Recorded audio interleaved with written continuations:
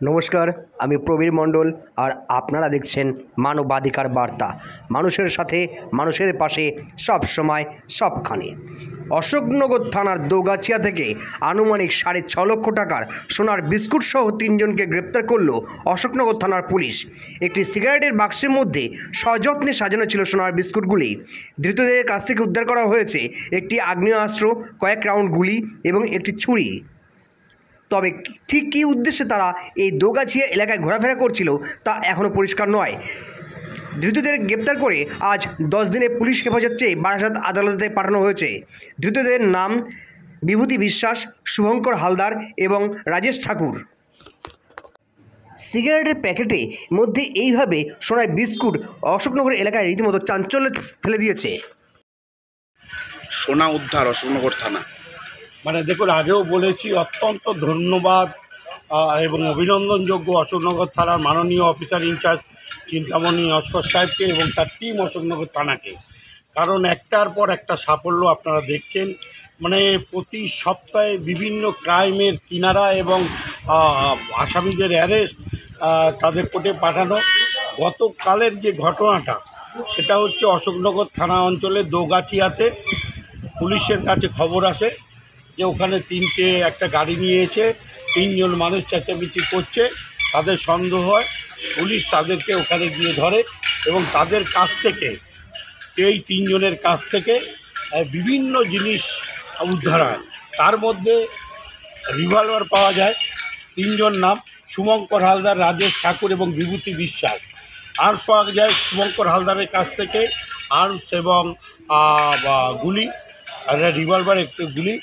আর রাজেশ ঠাকুরের কাছ থেকে ছুরি পাওয়া যায়।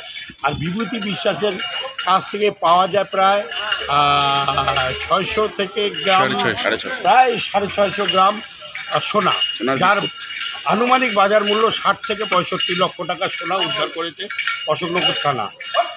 আমরা অত্যন্ত আনন্দিত, অশোকনগরবাসী হিসাবে আমরা অত্যন্ত আনন্দিত। আপনার নাম? গোপী মজুমদার। 27/11/2024 তারিখে রাত্রেবেলা একটা ইনফরমেশান আসে অশোকনগরের কাছে যে ওখানে সামনে দোগাছিয়া বলে জায়গা আছে অশোকনগর থানার অন্তর্গত। আমাদের ফোনটা এসেছিল যে ওখানে একটা চিল্লাচিল্লি চলছে, 3টে লোককে সন্দেহভাজন লোককে ধরে গেছে, ইমিডিয়েট পুলিশ পাঠানো। এই খবরটা পেয়েই এখান থেকে পুলিশ রওনা হয়ে যায় এবং ওখানে পৌঁছালেই ওখানে যে আছে সাদ্দাম মণ্ডল, দোগাছিয়ার বাড়ি, তার সাথে কথাবার্তা হয় এবং আরও লোকজন ছিল তার সাথে আমাদের স্থানীয় ক্লাবে। এবং তদন্তে জানা যায় যে ওরা রাত 10:35 নাগাদ গতকালকে ক্লাবের সঙ্গে বসেছিল এই সাদ্দাম মণ্ডল এবং সাথে কিছু লোকজন নিয়ে। হঠাৎ করে একটা গাড়ি আসে দ্রুতগতিতে এবং ওদের থেকে একটু দূরে গাড়িটি দাঁড়ায় এবং গাড়ি থেকে খুব চিল্লাচিল্লি শব্দ শুনে এই সাদ্দাম মণ্ডল সঙ্গে আরও বন্ধুবান্ধব নিয়ে ওরা এগিয়ে যায়। এগিয়ে গেলে দেখে 3টে ছিল লোক, যাদের আনুমানিক বয়স সব 35-34 এরকম। একটা 3 জনের মধ্যে ধস্তাধস্তি চলছে এবং যখন এই সাদ্দাম মণ্ডল ক্লাবের লোকরা পৌঁছালো, গাড়িটা তখন পালিয়ে গেল, গাড়িটা দ্রুত গতিতে পালিয়ে গেল। তখন 3 জনের মধ্যে একজনকে ওরা জিজ্ঞেস করে নাম, তার নাম বলে বিভূতি বিশ্বাস, যার বাড়ি কিনা নারায়ণ গোপালগঞ্জ, বনগাঁ থানা অন্তর্গত। সে তখন অভিযোগ করে ওই ক্লাবের লোকদের কাছে যে আমি দত্তপুর স্টেশনের কাছে ছিলাম রাত 9:40 নাগাদ। এই যে 3 ব্যক্তি বা সঙ্গে আরও একজন ছিল যে কিনা পালিয়ে গেছে ওই গাড়ির সাথে, ওকে গাড়িতে করে তুলে নেয় এবং নিজেদের পুলিশ পরিচয় দেয়, দত্তপুর থানা পুলিশ বলে। আর ওর থেকে কিছু টাকা ছিনতাই করে, কিছু টাকা।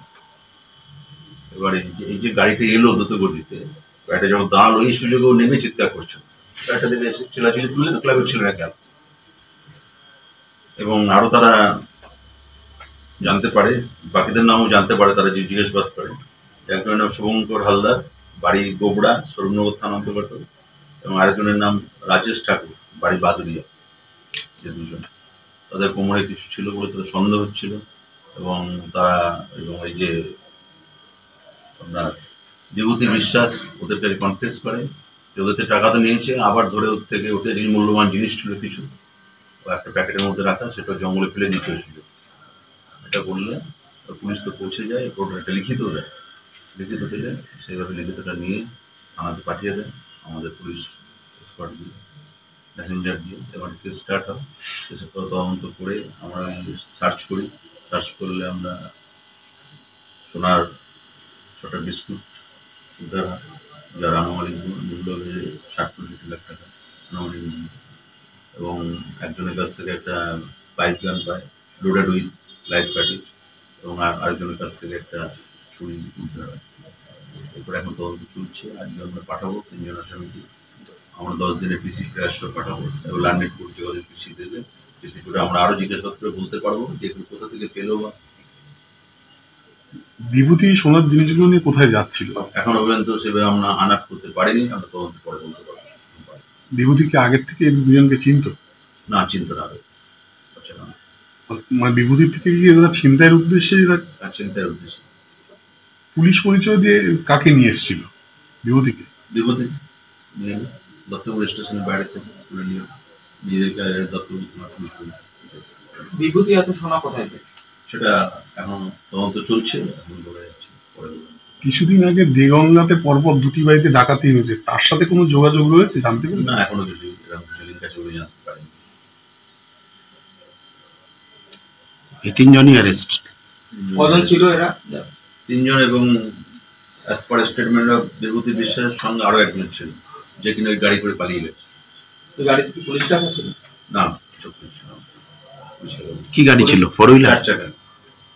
কোনো গাড়ি এমনি অন্য কোনো গাড়ি উদ্ধার হয়েছে? না, গাড়ি না। বিভূতি বা এদের আগে কি কোনো থানাতে কোনো অপরাধের সাথে কিছু আছে? যুক্ত আছে? আমাদের অ্যাভেলেবল রেকর্ড সব সার্চ করেছি, কিন্তু আমাদের কিছু নেই। এখন অন্যান্য থানায় আমরা খোঁজ খবর করছি, সবে তো অনেক রাত হয়েছে, এখন আর সময় পাইনি। প্রাথমিক তদন্তে কি মনে হচ্ছে, কি উদ্দেশ্য ছিল?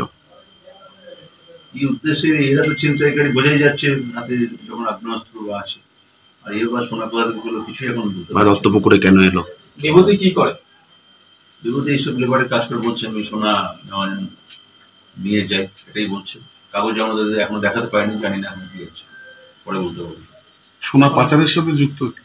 পাচার বা কোনো দোকানে কারোর হয়ে নিয়ে যাচ্ছে কিনা এখনো এসব কিছু বলতে পারছি না। আর এগুলো ওজন কি হবে বিস্কুটগুলোর? 600 সামথিং।